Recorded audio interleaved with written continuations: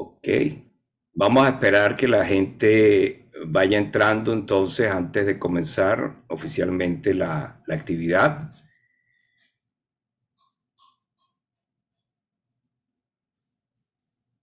Ok, la gente se va incorporando.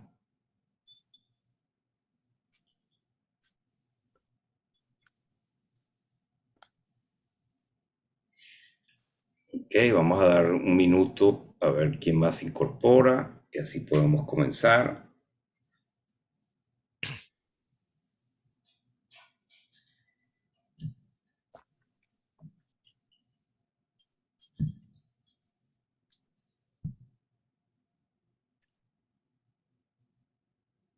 Ok, bueno, bienvenidos a esta serie que hemos llamado Diálogos y Saberes.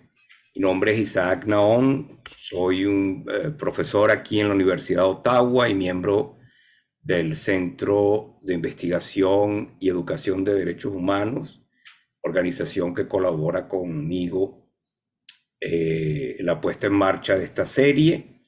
Hoy estamos en el tercer episodio, digamos, de la serie y quiero agradecer como siempre a la directora adjunta del centro, Viviana Fernández, y también a Caroline Fauché por su colaboración y a la Coalición para la Libertad Académica en las Américas, CAFA, que nos da también la oportunidad de contar con la interpretación de Andrea Sico, quien hoy nos va a explicar cómo va a ser el proceso de interpretación del español al inglés y del inglés al español.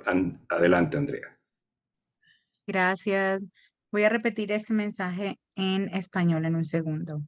Good morning, everybody. My name is Andrea. I'm here with the Community Language Cooperative. Thank you so much for allowing me to be in this space and help us practice language justice, where people can speak and hear in the language that they feel more comfortable in. We're going to have simultaneous interpretation in English and in Spanish. And once I'm done saying this message in Spanish, we're going to turn on the interpretation. And everybody who is on a computer will see a globe that is going to pop up at the bottom of your screen to the left of the screen, and you're going to be able to select your language. If you are bilingual in English and in Spanish, you don't have to select a language and you can hear and speak in whichever of those two languages you feel more comfortable in at any given time. I do remind our participants and our speakers that Spanish is 25% longer than English. It takes a little bit longer to say everything in the other language, and that sometimes we speak very fast in Spanish. So I will ask that you take your time, take a deep breath, and stretch your words. So if at some point you're speaking too fast, I'm going to turn on my camera and I'm going to make this sign, which means stretch your words so that I can catch up with what you're saying. Other than that, please remain muted when you're not speaking and speak very close to your microphone when it's your turn to speak. Hola a todos, mi nombre es Andrea, estoy aquí con la Community Language Cooperative y vamos a estar practicando la justicia del lenguaje. Muchas gracias por tenerme en este espacio. Vamos a tener interpretación simultánea en inglés y en español, y una vez que prendamos la interpretación, ustedes van a ver un mapa mundo en la parte inferior de su pantalla, un poquito hacia la derecha, donde van a poder darle clic y seleccionar su idioma. Si son bilingües en inglés y en español, no tienen que seleccionar ninguno, pero si no, por favor, seleccionen el idioma en el que se sienten más cómodos. Les recuerdo que hablen a un paso conversacional, que se mantengan en silencio cuando no estén hablando y que hablen muy cerquita a su micrófono cuando sea su turno de hablar para yo poder escuchar todo correctamente. Si en algún momento están hablando muy rápido y tengo que desatrasarme, voy a prender mi cámara y voy a hacer esta señal que significa estiren sus palabras para yo poder decir todo lo que estaban diciendo anteriormente. Si tienen alguna pregunta, pueden hacerla en el chat, y si están en su teléfono o en su tableta, van a ver 3 punticos donde dice more o más, y ahí es donde van a poder seleccionar el idioma. If you are on your phone or tablet, you will see 3 little dots where it says more, and right there is where you're going to be able to select your language. And we can begin interpretation now. So everybody, including the speakers, need to select a language if you feel more comfortable with that. Muy bien, muchas gracias, Andrea. Muchas gracias siempre por tu colaboración con la interpretación. Hoy tenemos a dos invitados que trabajan en el área de investigación y de promoción de la protección del medio ambiente. Dos venezolanos, uno que está en Venezuela, otro que está afuera como yo. El primero de nuestros invitados es Alejandro Álvarez Iragorri, quien es el coordinador general de la organización Clima 21, que está dirigida justamente a la defensa de derechos humanos ambientales. Él es licenciado en biología y doctor en ciencia, mención ecología por la Universidad Central de Venezuela. Es un ambientalista reconocido y defensor de los derechos humanos ambientales, especialista en gestión social del ambiente, con énfasis en temas relacionados con el cambio climático y la biodiversidad. Ha sido profesor en varios centros de estudio, incluyendo el IESA, la Universidad Metropolitana, la Universidad Pedagógica Libertador, la Universidad de los Llanos Occidentales Ezequiel Zamora, la misma Universidad Central, la Universidad Simón Bolívar.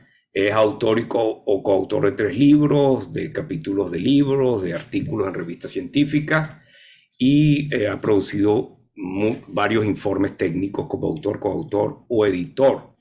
Y algo que lo conecta con Canadá es que recibió una mención especial en la 10ª edición del Premio de Derechos Humanos otorgado por la Embajada de Canadá en Venezuela y el Centro para la Paz y los Derechos Humanos Padre Luis María Olazo de la UCB en 2019.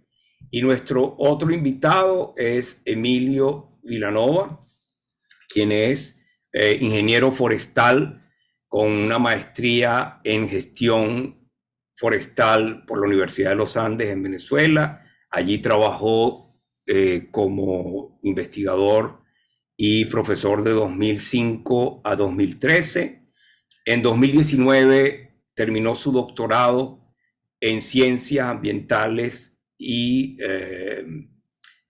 forest, estoy leyendo del inglés, me disculpa, de la Escuela de Ciencias justamente ambientales y forestales de la Universidad de Washington en los Estados Unidos, y ha desarrollado su carrera en el área justamente de investigación sobre temas de ecología forestal y gestión forestal, y interesa particularmente cómo se puede usar el conocimiento científico para mejorar la sostenibilidad de la gestión de los bosques.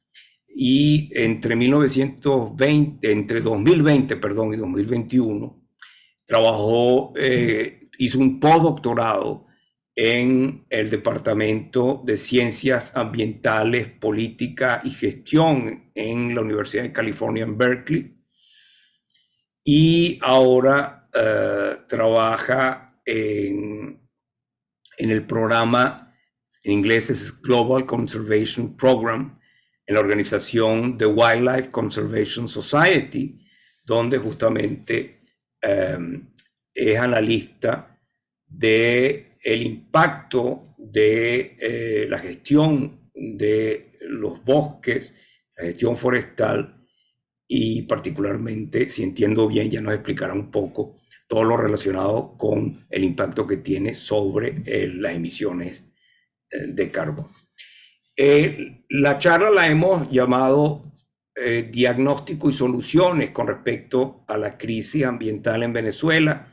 Por supuesto, queremos comprender mejor lo que está ocurriendo, esa es la parte del diagnóstico, pero también queremos que nuestros panelistas nos ofrezcan luces de cómo se podría enfrentar las varias caras de esa crisis. Justamente Alejandro, en el informe de febrero de la organización que él coordina, apuntaba un poco la gravedad y el impacto de esa crisis, y sobre todo el hecho de que hay un grave deterioro, y aquí cito del mismo reporte, un grave deterioro de la mayor parte de los ecosistemas marino-costeros, así como pérdida de la biodiversidad. Y dice el reporte de Clima 21, se ha constatado la falta de protección de la población de los efectos de los fenómenos meteorológicos extremos y el cambio climático. Y dice también, se ha evidenciado que el gobierno no está en capacidad de garantizar el derecho al agua potable a la población y gestionar las áreas naturales protegidas del país. Entonces quisiera primero comenzar justamente con Alejandro, que nos describa un poco cuáles son los principales problemas ambientales que está enfrentando hoy Venezuela. ¿Cuál es la situación? Por favor, si puedes ponerte un mute, si puedes Ok, poner. listo. Perfecto, Alejandro. Ahora sí. Muchas gracias.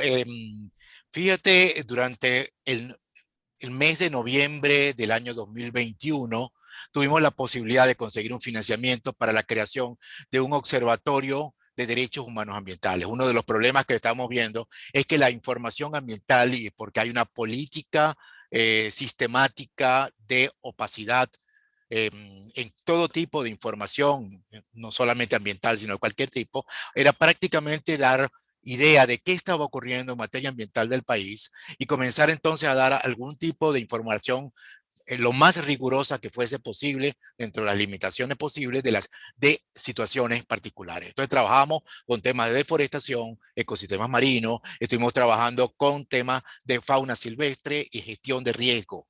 Entonces, ¿qué de eso que tú leíste, la síntesis final, implica lo primero que nos encontramos es que hay una situación de deterioro ambiental continuo y creciente en el país, en todos los ecosistemas y en todas las regiones y con todas las características, generando problemas graves en la población y generando deterioro de las condiciones de vida de la población. Es decir, no estamos hablando de un problema futuro, estamos hablando de un problema presente. Para hacer, digamos, un poco más de detalle, conseguimos, y uno de los temas particulares, utilizando simplemente data pública del Global Forest Watch, conseguimos que Venezuela tiene la tasa de deforestación de bosque amazónico más alta de toda la región, particularmente la muy alta de bosques naturales, es decir, aquellos bosques que previamente no habían sido afectados.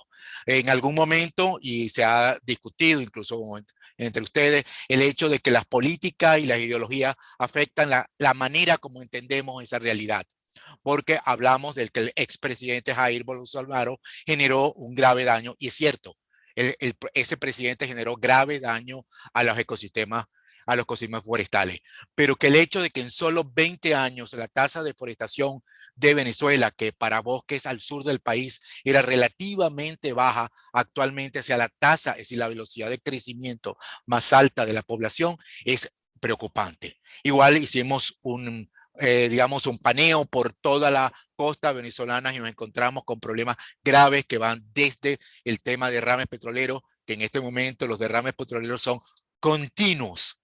O sea, ya no podemos fácilmente encontrar derrames puntuales, sino derrames continuos, en particular en dos localidades, lo que es la región frente a Maracaibo, en el lago de Maracaibo, donde una situación grave está generando derrames permanentes en toda la zona y generando un daño que estamos produciendo una zona de sacrificio de gran medida. Después tenemos igualmente hacia la zona occidental del estado Falcón, donde está el principal refinería de Venezuela, el complejo refinador Paraguaná, donde hay derrames que pueden pasar meses derramando sin que sean atendidos. Y así estamos haciéndole seguimiento a ese hecho. Pero igualmente, simplemente desechos sólidos, aguas vertidas, aguas negras, cualquier tipo de cosa está ocurriendo sin ningún control y todavía, digamos, preocupante, todos los parques nacionales marinos costeros del país están fuertemente amenazados por distintas situaciones.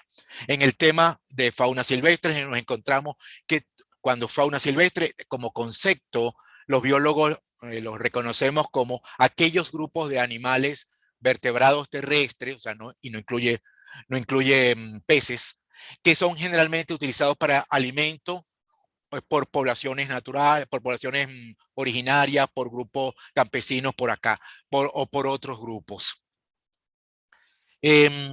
Todos esos grupos están con problemas de conservación. Todos ellos están disminuyendo sus poblaciones.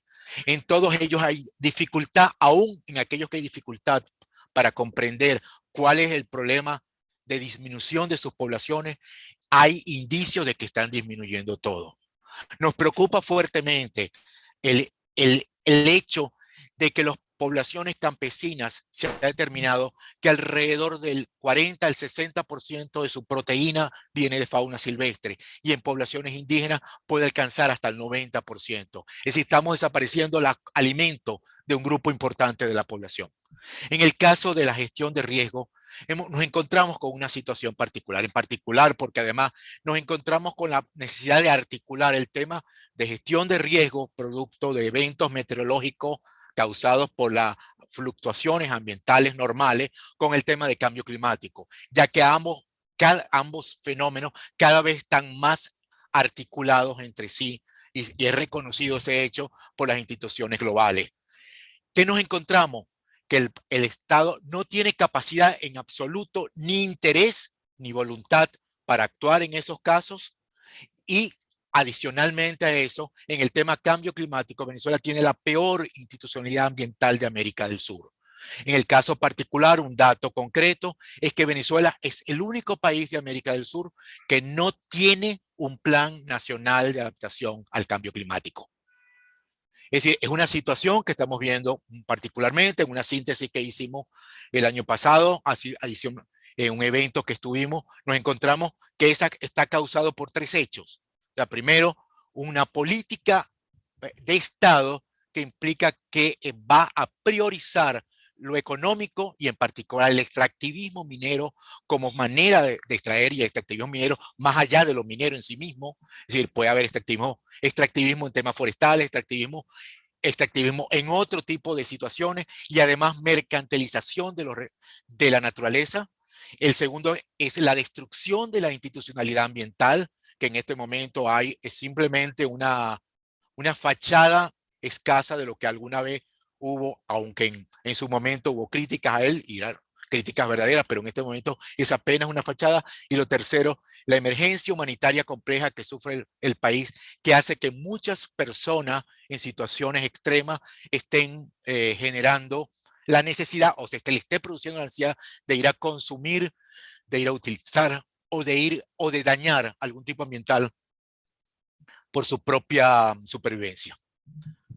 Ok, muchas gracias, Alejandro. Quisiera ahora pasar a Emilio, porque él en 2020 con varios colegas publicó un artículo en inglés, y que creo que es una lectura, aunque por supuesto tiene muchos elementos técnicos sobre el trabajo y su especialidad, que es la gestión de bosques, pero él advertía que una de las cosas que está ocurriendo en Venezuela es que se está perdiendo la capacidad de investigar y de documentar el tamaño de ese desastre, digamos, ecológico que particularmente afecta a los bosques tropicales de Venezuela.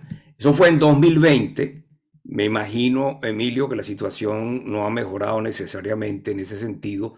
¿Qué nos puedes decir al respecto? ¿Qué implica el hecho de que se pierda esa capacidad de investigación, como ustedes lo dicen, de acceso al terreno, de que se documente ese daño para pensar en soluciones a futuro?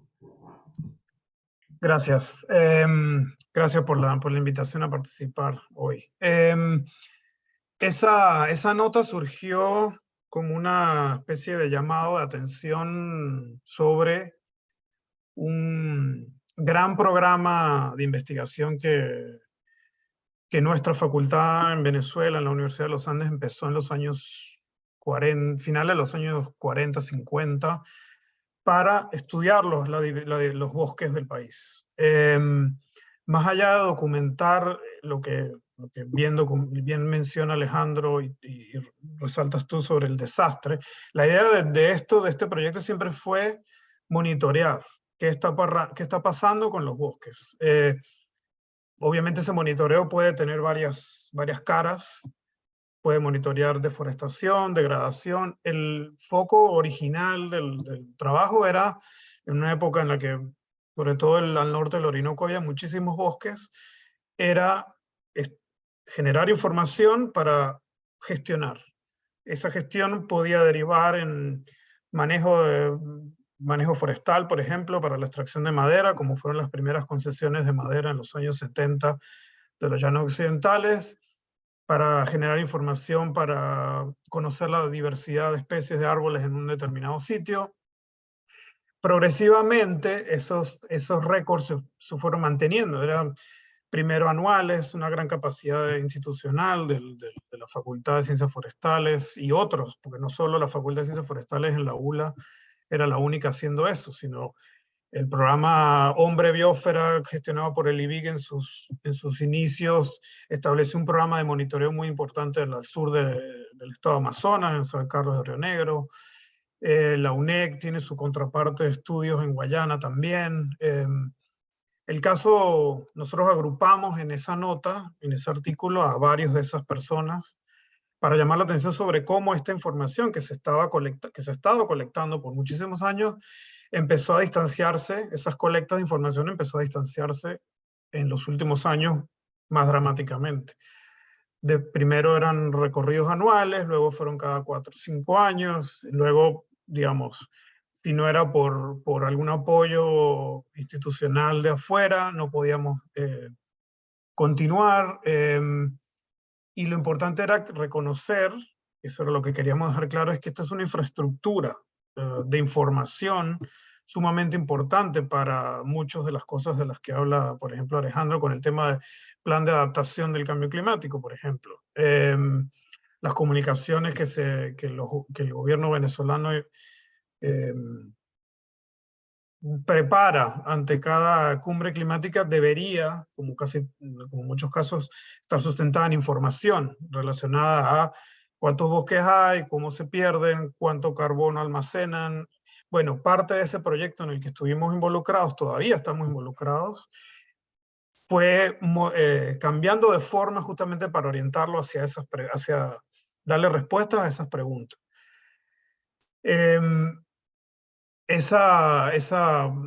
Mientras más tiempo pasa sin ir a visitar esos lugares, es mayor la cantidad de información que no conocemos sobre qué ha pasado. Por ejemplo, muchas de estas áreas, incluso fuera de Venezuela, a nivel tropical, están siendo afectadas por cambio climático de tal manera que hay mayor mortalidad de árboles, por ejemplo.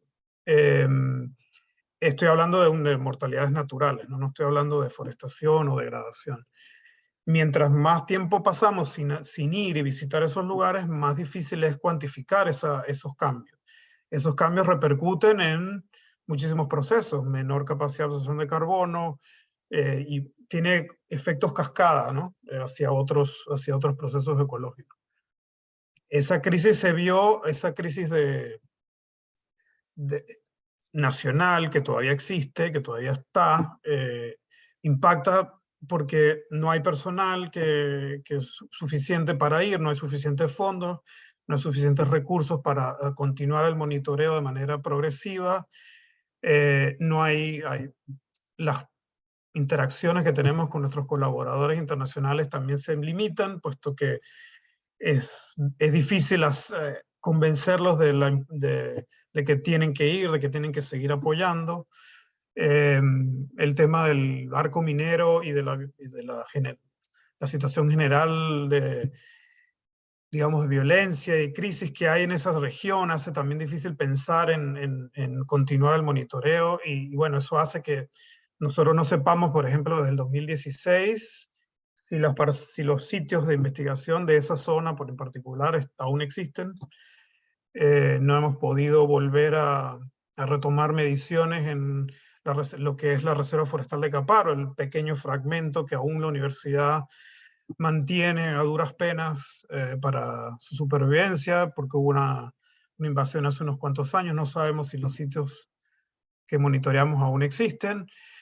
Poco a poco hemos tratado de recuperar el ritmo y ir como agarrando. Hace poco logramos con los grandes colaboradores que tenemos todavía en Venezuela, ir a visitar uno de esos sitios en los Andes, que afortunadamente se mantiene bien conservado porque es propiedad de la Universidad de los Andes, pero no es lo mismo, no ocurre lo mismo con muchos otros sitios. Bueno, esa era nuestra intención con ese artículo. Llamar la atención sobre, este es uno dentro del trópico, es uno de los sitios donde mayor tiempo se han monitoreado los bosques del país, quizá igualado por alguna que otro sitio en Brasil.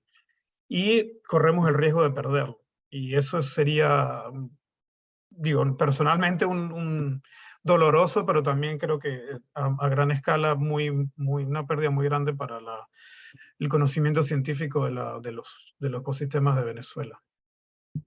Ahora, vemos que la crisis es grave, que tiene múltiples facetas, que tiene facetas que tocan las aguas, que tocan los bosques, que obviamente, como apuntaba Alejandro, está o se agrava. No soy especialista en el tema, ustedes me lo podrán decir, que todas estas crisis que se solapan en el área ambiental probablemente se agravan por las consecuencias del cambio climático. O sea, vemos que es una situación complicada a la que se agrega una crisis social, económica y de otro tipo, educacional también. Pero si ustedes, y quisiera empezar con Alejandro, si pensamos ya en las soluciones, ¿cuál debería ser la prioridad de un gobierno en Venezuela, y no solamente del gobierno, sino de la sociedad venezolana, para atender esta situación ambiental? Adelante, Alejandro, con el micrófono. Lo primero que habría que entender en esta situación es que para la sociedad general en Venezuela, como para cualquier gobierno que aquí esté, es que el tema ambiental es prioritario para producir un desarrollo social, un desarrollo económico, un desarrollo de cualquier tipo con el apellido que quiera colocársele. Si el tema ambiental no está tomado en cuenta en los planes de cualquier gobierno, no va a haber cambio posible. Entonces, si partimos de ese problema, de que el tema ambiental es una prioridad, hay gente que ha pensado aquí cuáles son los potenciales de transformación de Venezuela hacia un futuro mucho más sostenible. Por supuesto, alguna gente habla de la recuperación de la industria petrolera, alguna gente habla de reconvertir la industria minera en una industria sostenible, que eso no tiene sentido, pero se ha hablado de eso. Pero si el tema ambiental no es uno de los ejes centrales en el tema, no pasa nada. Cuando tomamos en cuenta eso, ¿qué posibilidades tenemos? Una de las cosas, y lo nombró Emilio de manera muy importante, es que no solamente en el tema forestal, sino en todos los temas ambientales, el tema de la disminución de la capacidad de investigación en ciencia ambiental en este país es terrible. En el caso particular de la ciencia marina, que tiene que ver con el ecosistema marino, la destrucción deliberada de la Universidad de Oriente es un dolor profundo que tenemos todos los que hemos trabajado en temas ambientales en Venezuela, porque se hizo de una manera destructiva y deliberada. O sea, destruir una instalación que costó mucho dinero y mucho esfuerzo hacerlo. Entonces hay que reconstituir, y eso no va a llevar unos pocos días ni un poco de dinero. Eso se va a necesitar un cambio, porque sin esos científicos, sin esa capacidad instalada, que lo decía muy bien, que eso se va instalando alrededor del tiempo, lo decía muy bien en el ejemplo forestal, lo decía Emilio, no vamos a poder cambiar. Luego lo tercero es unir ese tema con los aspectos económicos que tenemos que realizar. Es decir, cómo la protección, las soluciones en la naturaleza, el temas que tienen que ver con el hecho de sostenibilidad futuro puede conectarse con un mejoramiento de la situación económica del país. Vamos a dar un ejemplo concreto. En este momento, en Venezuela, más de 15 años de racionamiento de agua continuo en prácticamente todo el país, con situaciones muy graves, que quiere decir grupos y comunidades que pueden llevar meses sin que le llegue agua a sus sitios. Ese problema tiene muchas facetas, pero una de las facetas es la destrucción de las cuencas, que por supuesto tiene el tema bosques detrás de eso, porque los bosques que están en las cuencas son los que soportan la capacidad de colección de agua de esas cuencas. Sin esos bosques, las cuencas no tienen capacidad de realizar. Entonces tenemos que empezar a entender cómo conectar el hecho de tener bosque, conecta con el hecho de tener agua, y el hecho de tener agua nos permite tener un mejoramiento de la capacidad económica del país. Ese pensamiento económico ambiental es el que necesitamos en este momento. Desafortunadamente, ni en el actual gobierno, ni en las alternativas políticas vemos ni siquiera la menor comprensión de la importancia de eso. Entonces en este momento estamos esperando la posibilidad, tenemos la capacidad, aún en Venezuela y fuera de Venezuela, la capacidad de actuar, la capacidad de decidir zonas críticas, pero en las actuales circunstancias no importa lo que nosotros podamos decir. Nosotros solamente estamos haciendo prácticamente una ciencia forense. Ya, están Pero, simplemente constatando el nivel del desastre. exactamente. Ahora, Emilio, en Venezuela yo recuerdo que se hablaba mucho de la explotación forestal, de que Venezuela tenía un gran potencial de explotación forestal, se desarrollaron, me acuerdo, Uberito, en una época no sé cuál es el estatus, cuál es la situación de Uberito en este momento, pero bueno, se hablaba de eso, de que el Venezuela tenía un gran potencial forestal. Claro, probablemente cuando se impulsaron todos esos proyectos, no sé si en el mundo o en el mismo país había tanta conciencia de la importancia de una gestión correcta de los bosques y de ese potencial. Mi pregunta para ti es, ¿ese potencial forestal de Venezuela se puede explotar de una forma sostenible y respetando el medio ambiente? En corto, una respuesta corta es sí, sí se puede. Progresivamente, no, el caso venezolano no es único, progresivamente ese aprendizaje sobre la importancia de los bosques y lo que significan los ecosistemas boscosos para los servicios ambientales, fue aumentando. Entonces, es decir, se manejaba con lo que se sabía, se manejaba, ahora no hay excusas, o no debería haber excusas para continuar manejando los bosques de la misma manera que hace 30, 40 años, puesto que ya sabemos muchísimo más. Ese potencial forestal estaba sustentado en que Venezuela, después de los 50, 60, todavía tenía sobre todo al norte del Orinoco, una cobertura boscosa impresionante. O sea, 3 millones, 4 millones de hectáreas entre norte de Táchira, Barinas, Portuguesa, todas esas y fueron donde se instalaron reservas forestales, donde se decretaron reservas forestales con la idea de mantener una industria forestal que diera empleo, y con pocas excepciones hubo casos en los que eso ocurrió, que se manejó por muy poco tiempo de una manera, digamos, no voy a decir sostenible, pero razonable. Lamentablemente es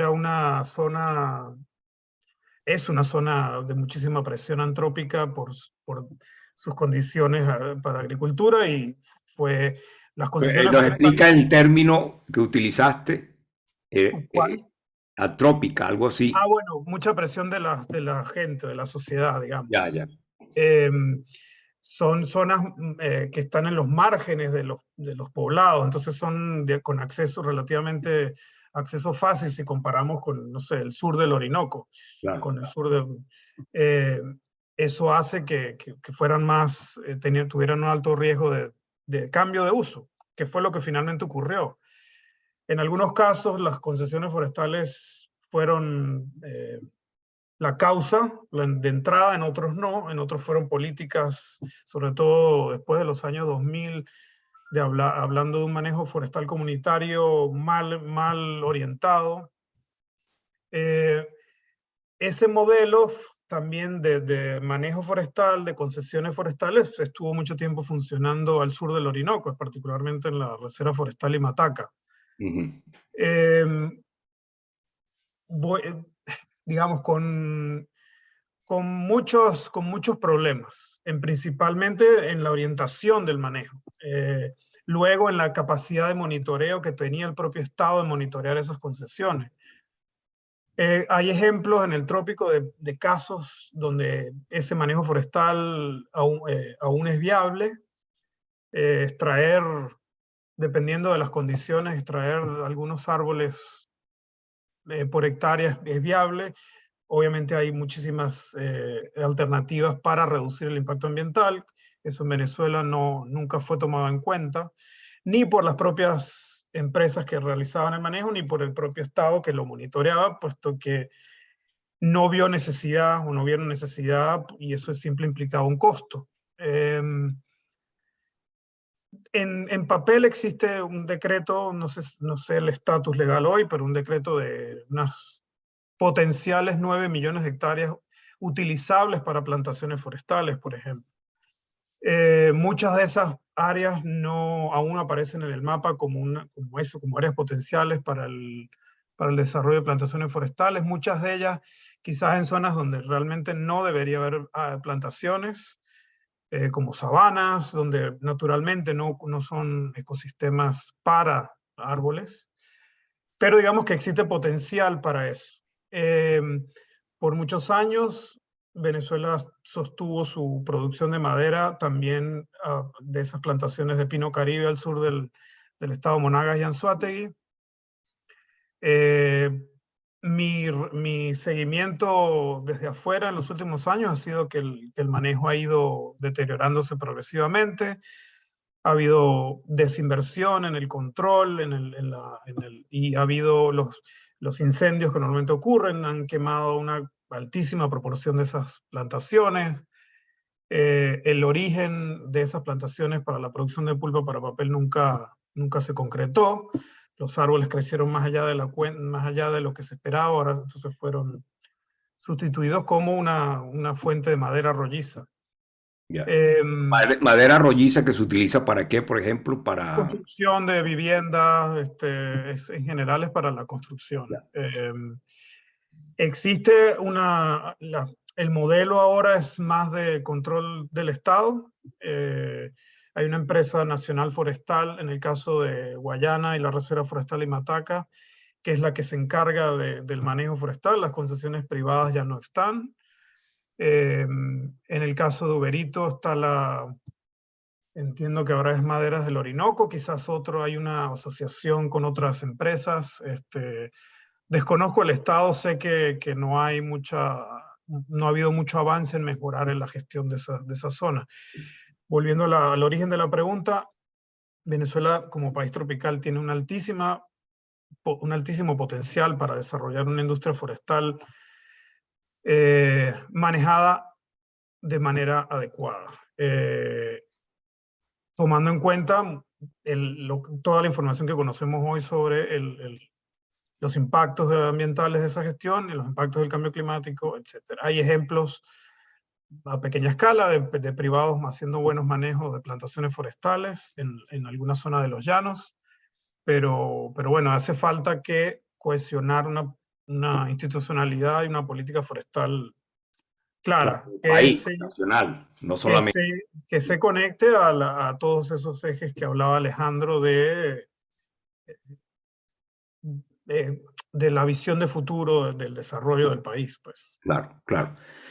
Un aspecto que probablemente no comprendamos muy bien los que no somos especialistas como ustedes en esa área, y aquí quiero preguntarle a Alejandro, es la dimensión de derechos humanos. ¿Cómo los derechos humanos están conectados con la protección y la buena gestión del medio ambiente?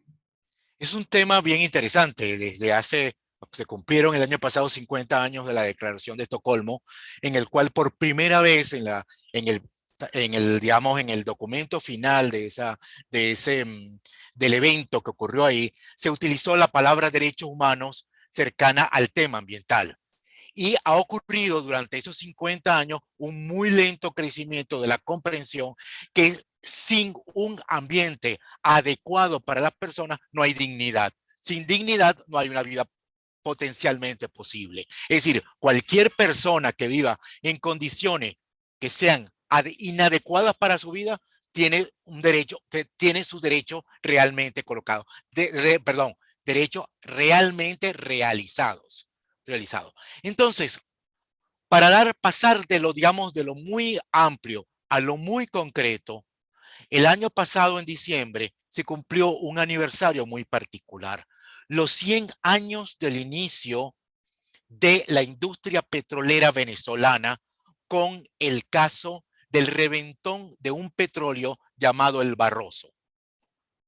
Ocurrió un derrame petrolero que ocurrió en un momento dado cuando la industria era aún extraordinariamente incipiente en el país, que cambió el país como un todo. Pero no solamente cambió económica y socialmente el país, sino que cambió y destruyó un ecosistema completo, que fue el ecosistema del lago de Maracaibo. La pregunta que nos hacemos aquellos que no creemos que hay respuestas absolutas y menos basadas a través de filtros ideológicos, es cuánto gana un país extrayendo recursos y destruyendo ecosistemas, y cuánto gana el país tratando de utilizar esos ecosistemas de una manera que respete la manera como esos ecosistemas funcionan. Es decir, ya no podemos entender cómo era el lago de Maracaibo en 1920, porque no existe esa realidad. Y la gente que vive ahí vive en unas condiciones que ya ni entiende que son negativas. Ahora está ocurriendo al sur del Orinoco con la minería. Pero aún en el sur del Orinoco hay un elemento particular y hay un caso. En el Bajo Caura, o sea, en la parte cercana a la desembocadura del río Caura, una comunidad, particularmente una comunidad afrodescendiente, se alió con una organización internacional primero y luego con organizaciones venezolanas para poder extraer del bosque productos no maderables, en particular sarrapia, que es un aceite que se utiliza en cosmética y en olores, y aceite de copaiba, que se utiliza en cosmética también. Y extrae cantidades relativamente pequeñas para la economía de un país, pero que es un ejemplo concreto de un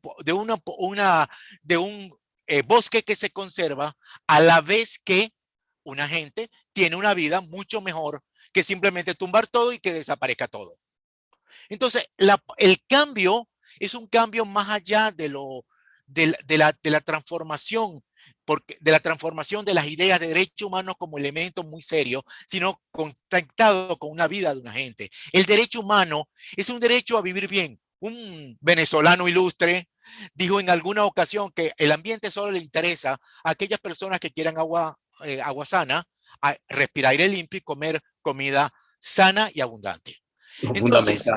Entonces, si pareciera nos interesa a todos, los derechos humanos están afectando a los venezolanos al destruir el ambiente, están produciendo abundación, y no solamente, espero estar en un mes en una reunión en Panamá sobre el tema de movilidad humana producto del tema climático, y en caso para Venezuela acá.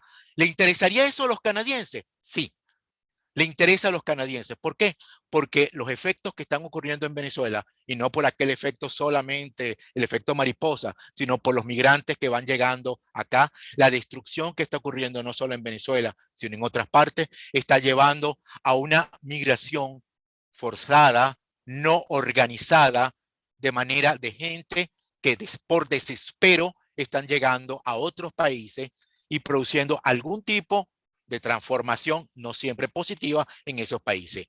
Entonces, necesitamos que todos nos demos cuenta que los derechos humanos son temas que nos tocan, son temas que nos conectan a realidades concretas y que nos conectan con aquello que mucha gente considera que es lo importante, la economía. Muy bien, muchas gracias. Muy claro, Alejandro.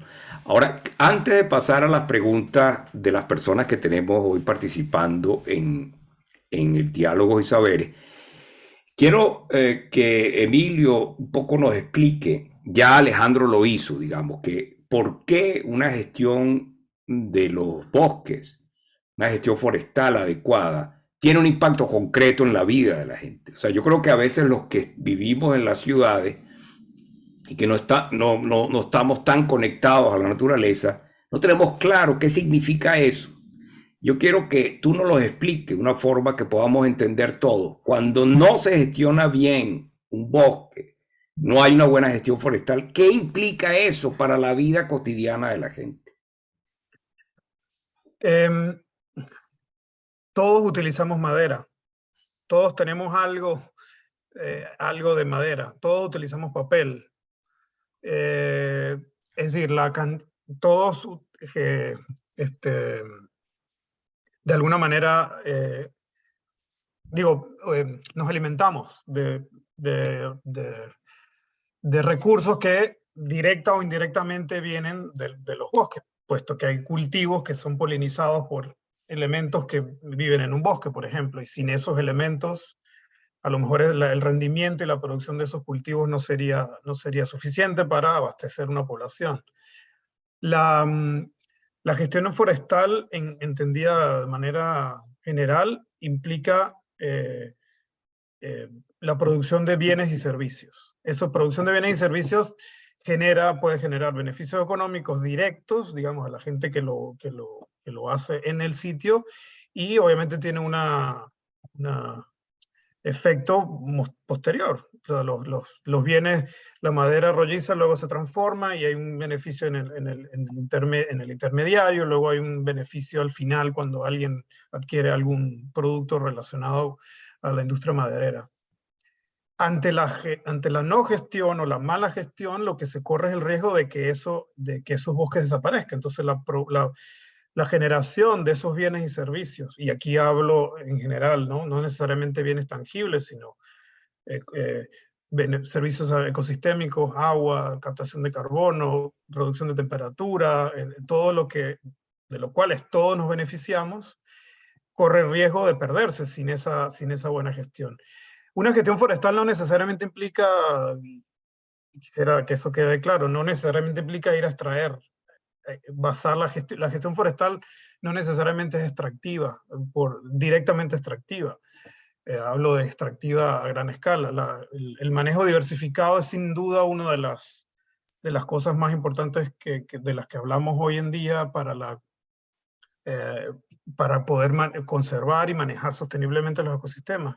Manejo diversificado es, por ejemplo, la combinación de ese uso de que hablaba Alejandro, de la sarrapia y los productos no maderables, junto con otros elementos. Hay zonas que son, digamos, la frontera de mayor riesgo dentro de zonas como el Caura, por ejemplo. Esas zonas fronteras podrían tener un desarrollo forestal a partir de agroforestería. Es decir, la pérdida de esa gestión pone en riesgo esas alternativas a un manejo menos extractivo, si es del que deseamos. Esa gestión tiene que estar acompañada por una institucionalidad sólida, capacidad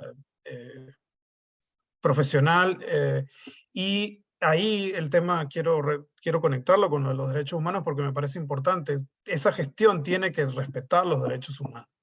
Es decir, crear un área protegida per se no necesariamente implica la protección de derechos humanos. Estás protegiendo los derechos humanos quizás de las personas fuera del área protegida. Puede haber comunidades indígenas o no indígenas dentro de un área protegida, y por crear un área protegida son excluidos de muchas cosas, dejan de hacer lo que normalmente hacían, y al mismo tiempo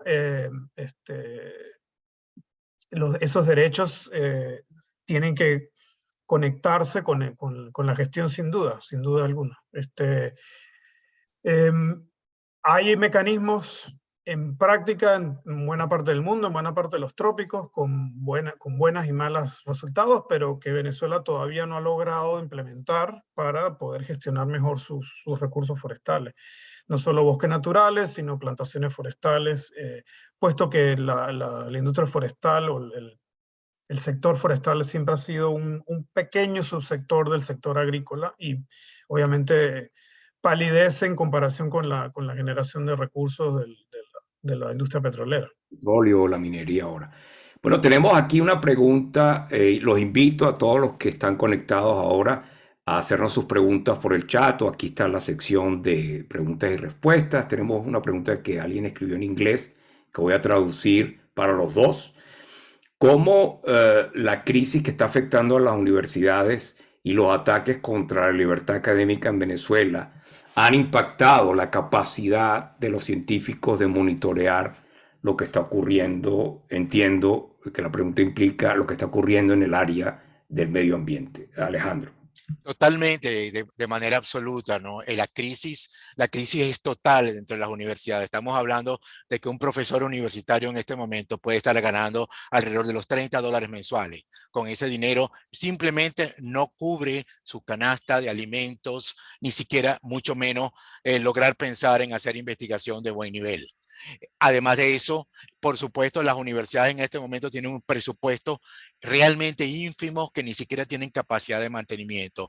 Hace un par de años, una organización venezolana en conjunto con UCN Holanda hicieron un monitoreo de la situación de los programas de formación en materia de diversidad biológica dentro de Venezuela, y nos encontramos que todos los programas de todas las universidades importantes, todos están impactados, donde la situación parecía más grave, en la Universidad de Oriente, pero todo el resto de las universidades estaban muy impactadas.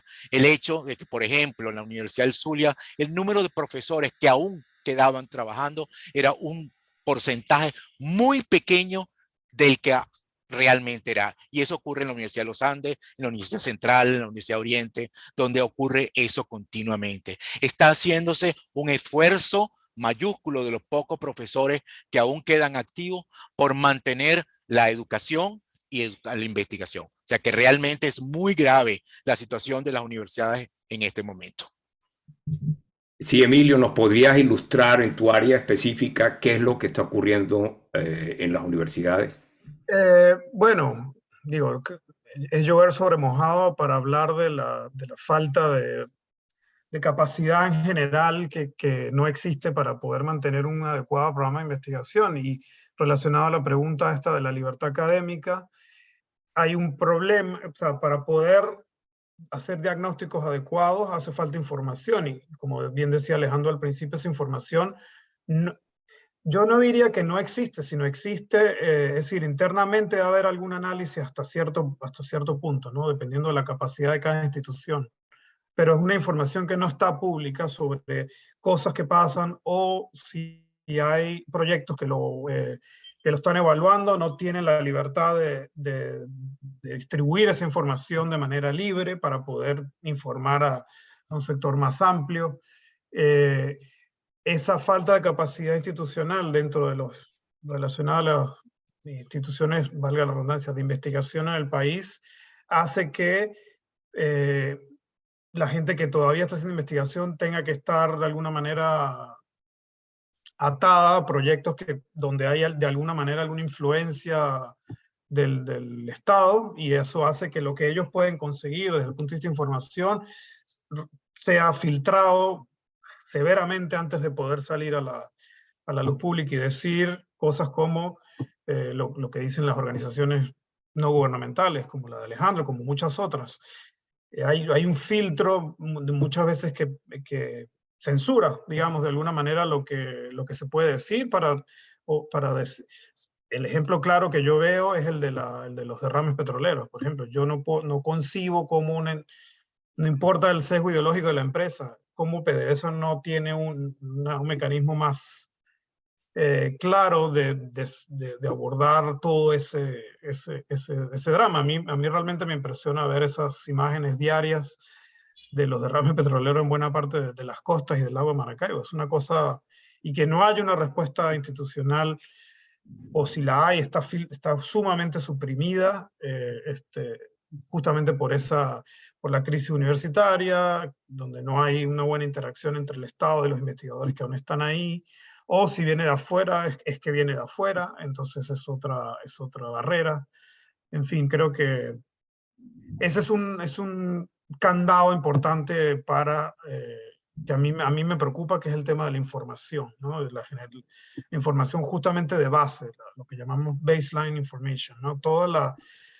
Los mínimos que tú necesitas para hacer monitoreo, cuántos bosques hay, cómo se mantienen los parques nacionales, cómo se gestiona todo ese tipo de información está muy conectado, o la falta de información está muy conectada a eso de la falta de libertad académica.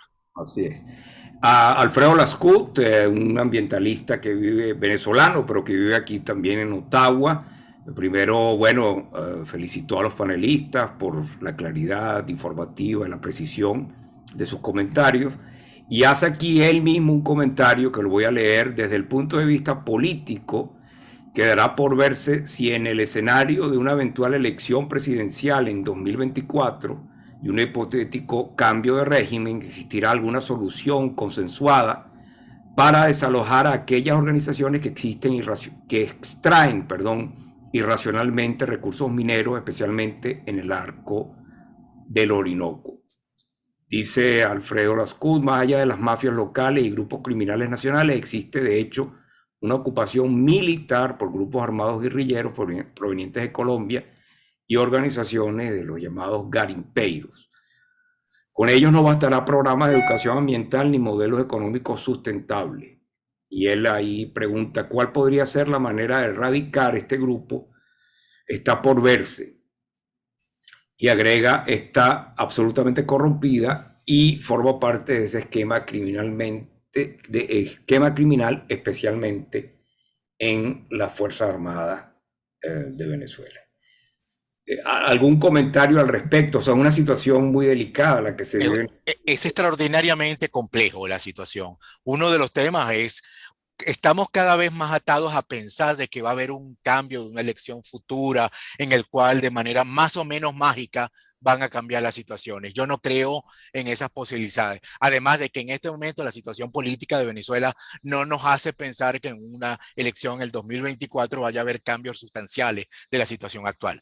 Es decir, no lo creo, al menos que ocurra algo que en este momento lo que llaman que los investigadores un cisne negro, no tendríamos la posibilidad real de un cambio en este momento, no sé, futuro. Ahora, es muy importante pensar que la situación venezolana es un elemento dentro de la situación general amazónica, donde la situación de la deforestación amazónica es compleja y donde está ocurriendo a una escala que va mucho más allá de los países y de los gobiernos de los países.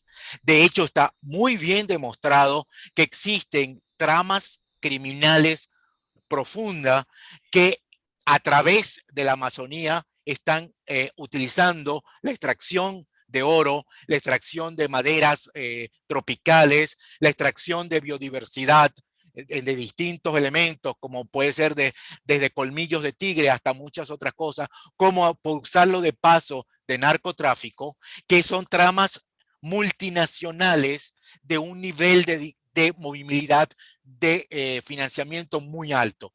Por lo tanto, ningún gobierno va a poder actuar frente a eso. Tiene que haber primero un trabajo regional. Ahorita hay una pequeña esperanza producto de algunos movimientos que están ocurriendo entre gobiernos relativamente nuevos en América Latina, el caso de Colombia, el caso de Brasil y el caso de Chile, en el cual pudiera haber un tipo de mejora al respecto, sin que yo tenga muy claro que lo ideológico ahí no vaya a afectar la realidad de lo que está ocurriendo. Pero en la situación, si eso no ocurre como una política nacional que sea apoyado internacionalmente, no vamos a poder transmitir. Solamente en un caso, recientemente le hicimos seguimiento a un caso de extracción de aves de manera ilegal, en el cual a partir del movimiento de un grupo de 400 aves, pudimos entender de que era un movimiento de millones de dólares al año. En un país, eso, en cualquier país grande, en Venezuela eso es muy grande. Claro. Entonces estamos hablando de algo que tiene que ocurrir a una escala con apoyo de muchos países y tomando en cuenta ahora la organización de la sociedad civil que estamos trabajando ahí. Bueno, justamente hay dos preguntas que apuntan al tema del rol de la sociedad civil. Para cerrar, ya se nos está acabando el tiempo, las voy a leer las dos y quisiera, para cerrar, los comentarios de los dos. La primera dice, teniendo en cuenta el limitado interés y la falta de capacidad institucional estatal, ¿cuál potencial real tienen las organizaciones de la sociedad civil para emprender acciones significativas de conservación, mitigación y adaptación? Y la segunda pregunta, que va en la misma línea, dice, bajo el contexto actual, ¿cuáles acciones pueden emprender las organizaciones no gubernamentales locales justamente para mitigar o reducir el ritmo de deforestación de la Amazonía venezolana? Voy a empezar con Emilio y después con Alejandro. Emilio, adelante. Bueno, yo creo que siempre las organizaciones no gubernamentales, sociedad civil, son sumamente importantes como terceros digamos, en el monitoreo de la situación de un país, y eso abarca más allá del aspecto ambiental. A mí me preocupa que ahí desde hace muchos años, y bueno, y particularmente ahora en los últimos meses que he visto hay un movimiento todavía un poco más directo y más agresivo en coartar o limitar la capacidad que tienen las organizaciones de la sociedad civil para atender los diversos problemas que atienden, sean derechos humanos globales, sean aspectos ambientales, sean muchísimos otros. Y ahí esa es una barrera importante. El rol que tienen es el de seguir, en mi opinión muy personal, es el de seguir llamando la atención. Es decir, las organizaciones no gubernamentales tienen, dependiendo de su tamaño y su capacidad, normalmente están bastante limitadas en crear el cambio directo en el terreno. Es llamar la atención, seguir manteniendo estos temas a flote, que no pasen que sigan manteniéndose en el radar de la información. Creo que ese es el papel fundamental. En este momento, desde el punto de vista de deforestación, por ejemplo, la información global es pública y se utiliza. Clima 21 hizo lo propio con Global Forest Watch. Esa es el Observatorio Mundial de Bosques es una base de datos pública que ha ganado muchísima credibilidad en los últimos años y es la base de muchas estimaciones de monitoreo. Ahí creo que todas las organizaciones que puedan hacer uso de esa información y seguir llamando la atención es un recurso importante. Y así con otros temas más allá del tema de los bosques, el tema marino, creo que tienen un papel que cumplir. Yo espero que esta intención de presionarlas aún más, que se conoce ahora como una ley anti-ONG, no tenga éxito. Esa es mi esperanza. Bien. Sí, Alejandro, rápido, porque tenemos una nueva pregunta, pero rápidamente tu comentario. Muy rápidamente, buenas y malas noticias. Las muy buenas, estamos totalmente de acuerdo con el enfoque de Emilio. Ese es nuestro rol. Nuestro rol es apuntar a lo que está ocurriendo. Es el rol de que nos invisibilicemos, como ha ocurrido por muchos años, mientras estaba el foco del globo en Brasil, en lo que estaba haciendo Bolsonaro, se perdió lo que estaba ocurriendo en Venezuela. Nuestro foco es decir, oye, miren para acá que es lo que está ocurriendo. Las malas noticias las dio Emilio, nos están presionando con leyes que pueden ocurrir que desaparezcan estas organizaciones. La tercera mala noticia tiene que ver con que organizaciones cooperantes en el mundo que financian proyectos están diciendo, oye, en Venezuela es muy difícil, mejor no lo hacemos en Brasil o en Colombia. Eso hizo mala noticia, pero sí, nuestro rol es eso. Y quiero decir importante, si a ti, Isaac, te dijeran, oye, mira, Isaac, vas a quedar como entrenador del grupo de básquetbol de la Universidad de Ottawa, que es lo primero que vas a hacer es averiguar qué está pasando. ¿Cómo está en ese grupo? ¿Qué está queriendo? Tú necesitas trabajo. Entonces, los investigadores que aún quedan y las organizaciones de sociedad civil que están trabajando son los que podemos dar eso. Así que sí tenemos un rol, que estamos en peligro, pero vamos a seguir adelante. Bueno, muchas gracias. Solamente quiero leer aquí un comentario y pregunta de Jorge Delgado, que además saluda a ambos panelistas y especialmente para Emilio, quien fue mi profesor en la ULA. Nos dice aquí Jorge. Y la pregunta que creo que no es fácil responder rápidamente es la siguiente. ¿Alguno sabe o tiene un estimado de cuánto tiempo tomaría recuperar el ritmo en las investigaciones y actualizaciones de los estudios ambientales en Venezuela? No. Rápidamente. No, bueno, es una respuesta imposible de dar, depende de muchísimos factores. No conozco casos, no manejo casos de recuperaciones de situaciones políticas parecidas donde tú digas, bueno, en tanto tiempo se puede predecir. Evidentemente hay que reinstitucionalizar el sector de investigación en general, no solo las universidades, ¿no? Y eso requiere gente. Y recuperar el Ministerio del Ambiente, que fue una creación original de Venezuela y que desapareció y se creó allí algo que no representa lo que antes representaba, ¿no? La institucionalidad en general, obviamente es crear la institucionalidad es mucho más que la institución. Es Exacto. mucho más que eso. Incluye legislaciones, incluye cultura ambiental, incluye cosas. Sí. Si se tardó 20 años en ser creado, después de destruido, tardaremos con mucho menos dinero. ¿Cuánto tiempo? Mira, no lo sabemos. No lo sabemos. Bueno, muchísimas gracias por habernos acompañado, Alejandro y Emilio, y también a quienes participaron, hicieron sus preguntas, estuvieron con nosotros hoy. Creo que el tema requiere muchísimo más atención. Lamentablemente en Venezuela las crisis se solapan, pero esta es una crisis muy importante y no creo que sea ni catastrofista ni exagerado. Se va la vida de la gente en ella. O sea, no es una exageración. Yo creo que Alejandro y Emilio nos mostraron lo fundamental que es el aspecto ambiental para conservar la vida humana, la vida en general y por supuesto los derechos a una vida digna. Así que muchísimas gracias a los dos, muchísimas gracias a los participantes y nos vemos en abril. Tenemos el cuarto evento de Diálogos y Saberes, vamos a hablar de tecnología. Muchísimas gracias a todos, que tengan buenas Gracias a ustedes. Gracias, hasta luego. Muchísimas gracias.